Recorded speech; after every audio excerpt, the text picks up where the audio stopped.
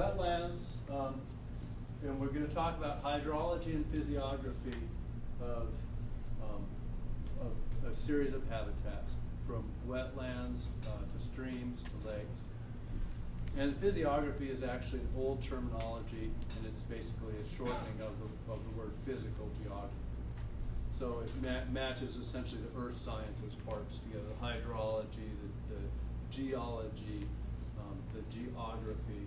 All of those things get squished together into that one term. But it's a nice term, so I used it. Wetlands, as we all know, are crucial to waterfowl, wildlife, and plant life. There's many endemic species that are found only in wetlands throughout the world in different places. They're vital nurseries for marine fisheries and many freshwater fisheries as well. They also provide really vital ecosystem services such as waste purification and flood control. So when we went and put levees up and down a river, we get rid of those wetlands on the side, which is where in a natural flood the water would spread out and come out slowly. Instead, the floods are intensified downstream because we're removing wetlands. And people also use wetlands for nutrient control, which we'll touch on briefly when we talk about nutrient treatment and that kind of thing. It's probably the most endangered habitat. And if we look at the value of, we talked about values of ecosystem goods and services, and people have done valuation of the different habitats, all the different biomes, terrestrial and aquatic, throughout the world. Wetlands have the highest value per unit area of any habitat of all, because of all these ecosystem goods and services that they support. At the same time, they've been hammered because people viewed them as useless historically and would drain them for cropland, drain them to put properties near a lake or near an ocean or something like that. So they've really been heavily impacted, and it's true in the United States and countries throughout the world. So it's not just U.S. that's doing it. It's every country has that problem.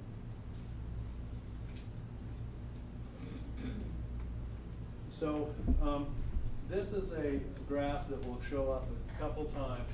It's just a global map of the relative numbers of wetlands in A, intermittent rivers, perennial rivers, intermittent lakes, and perennial lakes, and going through E.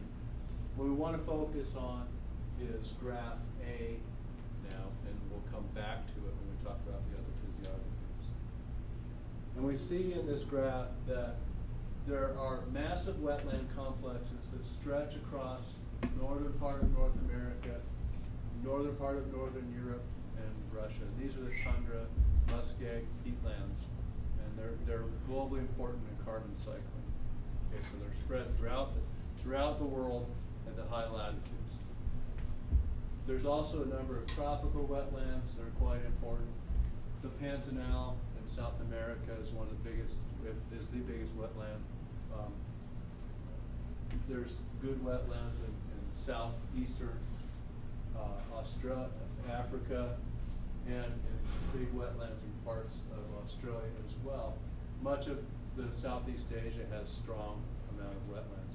Another value of ecosystem goods and services from wetlands has been the support of an ancient civilization for many years. Does anybody know what I'm talking about?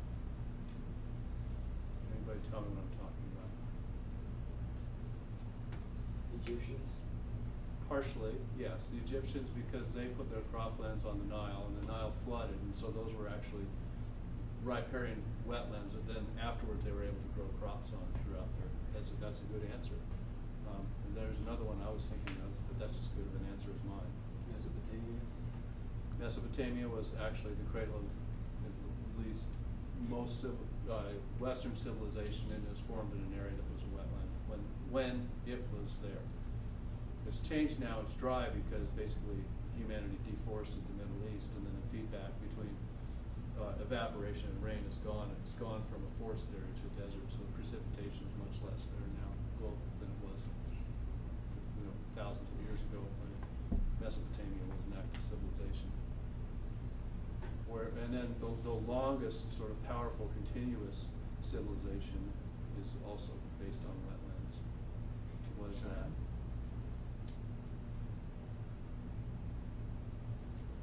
So it's the Chinese, the Chinese emperors and dynasties are probably the longest continuous sort of large civilization that developed, and what supports that? What food source supports the Rice farm.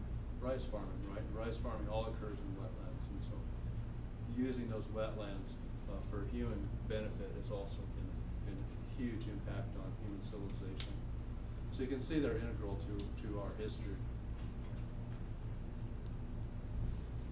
Essentially, the problem with wetlands is that it's difficult to define what a wetland is because they're so variable.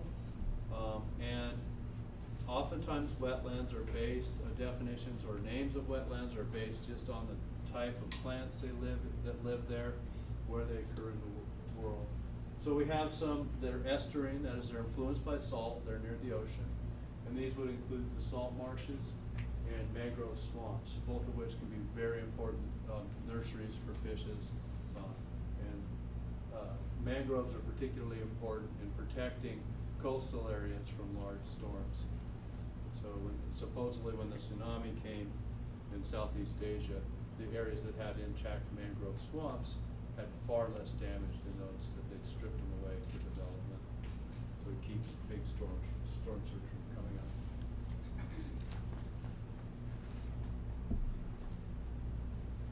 And then when we move into the fresh waters, marsh is probably what we're most familiar with.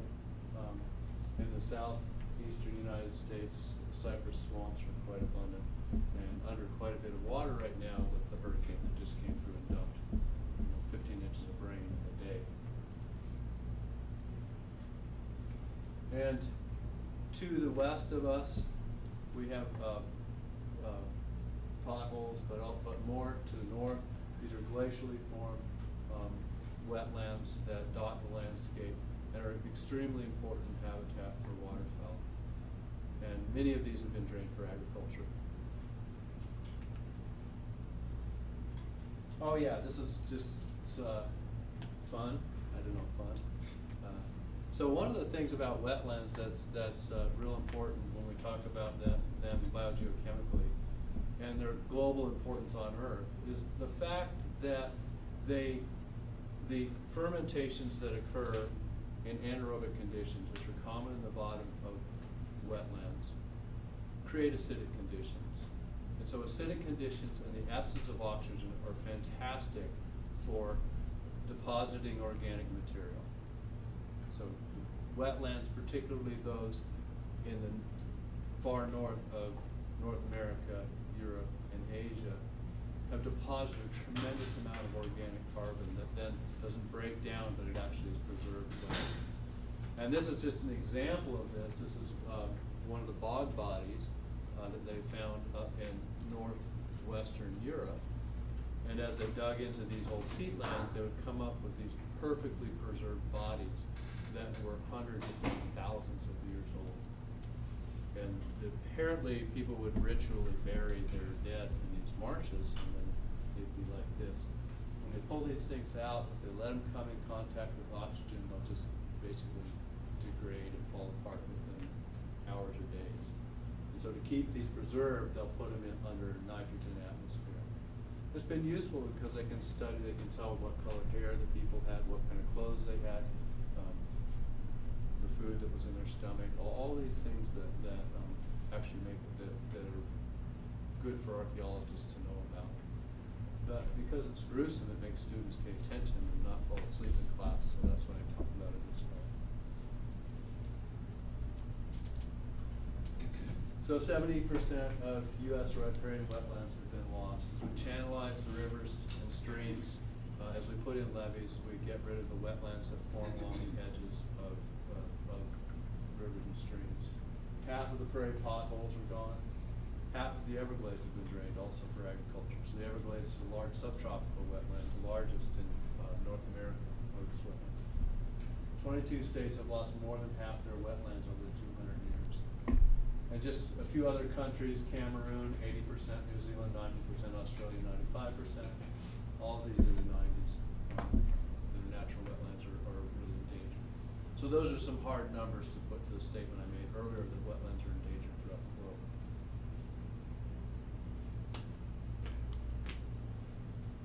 So there's a section on defining wetlands, and because they're so diverse, it's difficult to define them.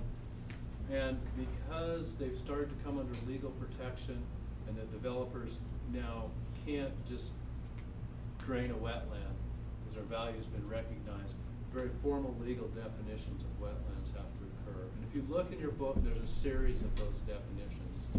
Most of the definitions revolve around the water, the soil being saturated for at least part of the year, and vegetation that essentially, if not requires that kind of habitat, at least it's not killed by that kind of habitat. So water-loving vegetation and soils that are hydric that are oftentimes go in on. And then we can go through these wetlands that I had here and talk about a whole series of different types of characteristics that they have. You know, the salt marshes, mid to high latitude, salt contrast. It's quite productive. I don't see a benefit into memorizing this particular table, even though I've put it up. What I'd like is you to understand the bigger picture, and then hopefully when you leave this class, you'll actually remember that if you need to look up a kind of wetland, you'll still have my book. You'll not sold it to the booksellers, and you'll pull your book out and you'll be able to go in and look at this table.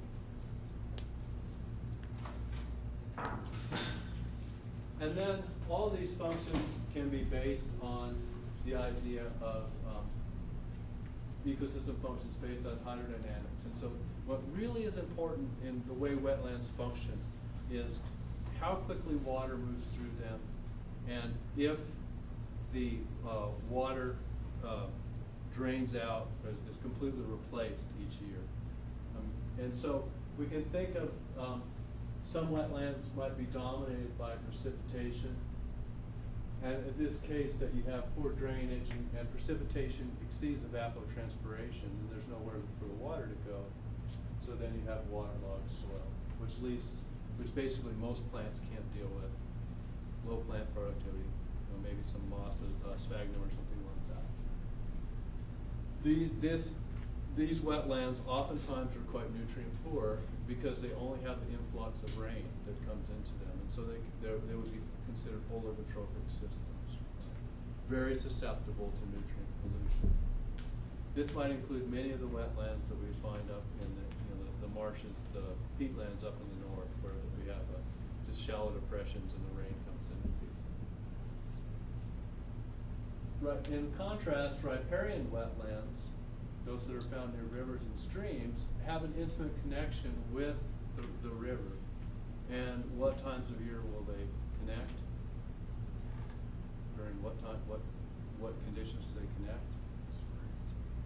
Spring. If spring's the wet season, then what happens? Flooding, right? So they connect with flooding. And you can either have materials coming out of the river deposited and retained there, or you can have organic materials flushed out of the wetlands into the river. So we have these systems that are built on the seasonal flooding, and then the final ones are groundwater influx, springs and seeps that come in and continues to feed wetlands. The type of wetlands we have on Kanza are all based on that. They're very, very small, and they're based on places where little springs come up to the surface, just enough to completely saturate the soil. But they can be very important because, in the example, we'll get to why they generate methane, but if you go and look at the methane generation across all of the prairie, it's essentially eaten up by soil microbes, but these little hot spots, those little wetlands, pour out a tremendous amount. So taken as a whole, the prairie is creating methane, but just only because of those very little important habitats. They tip from a net consumer to a net producer of methane.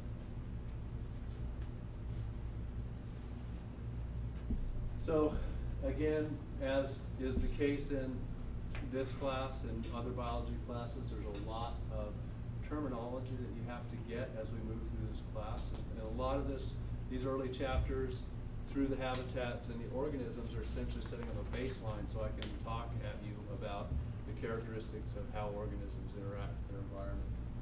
And so we have two types of wetlands here, and we have essentially habitats that can be either littoral, right? This is shallow enough for plants to get light, right?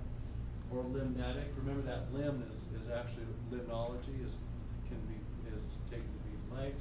So it's deep enough that the primary producers are probably not macrophytes, but what type of organism? Algae. Floating algae, right?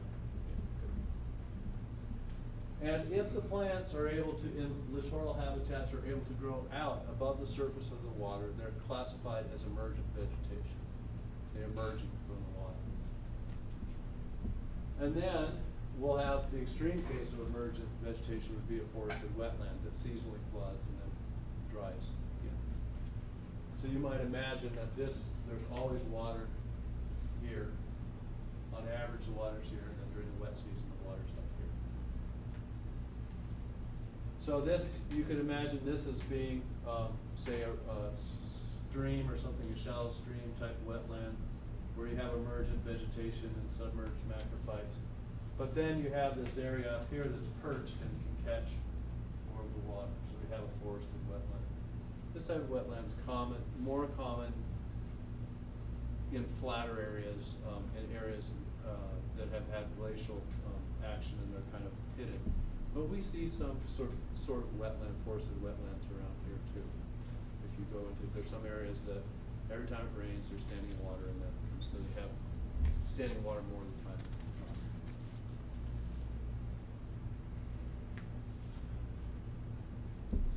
So I want to not change topics, but give you an applied topic here, and the idea of managing the hydrology of the Everglades. And this is important because it's a highly endangered wetland. It's unique globally. It's a natural heritage site. And talk about how the Everglades have changed and what the challenges are to see if we can preserve the Everglades into the future. And it's an open question right now whether that ecosystem will be preserved in the future. I'll mostly talk about it from the point of view of a hydrology and geomorphology. There's also problems with nutrient pollution and invasive species that are very, very difficult to deal with. So the Everglades essentially once had a sheet of water that flowed across the lower quarter of Florida. And Florida is exceptionally flat. And the reason for that is geologically, Florida is an old coral reef. And as the coral reefs basically grow up, they basically grow up to under the level of the ocean, right? And they deposit calcium carbonate, and they make essentially a flat area.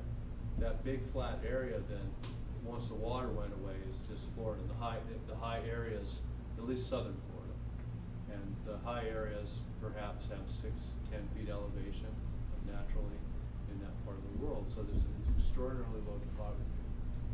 Because it's subtropical and there's seasons where lots of rain falls, the water has to go somewhere, and it's runs as a sheet across southern Florida and sort of divides out into the Atlantic Ocean and then into the Caribbean, to the Gulf of Mexico. Essentially, it was drained for agricultural development, for cattle, for sugar cane, and other agricultural. And at this point, though, the federal government and the state government of Florida were sued to maintain the Everglades and bring back the natural flows. And so a tremendous amount of tax dollars have gone into this. And at this point, there's 700 kilometers of canals, 9 pump stations, 18 culverts, 16 spillways, and all of these have to be managed along with spotty rain here and there, demands to not flood certain areas. And I talked about these additional problems. And these numbers, they're old. There might be more or less now. I'm not sure if they've changed, but they give you an idea. So this was Florida, and we see Miami here, Naples, Tampa's up there. Lake Okeechobee is a very large freshwater lake, and then the water flowed down this way, and we had marsh prairies, swamp forests here, cypress forests along the edge, deep water areas with lilies, and this massive sawgrass marsh. It's a very large area.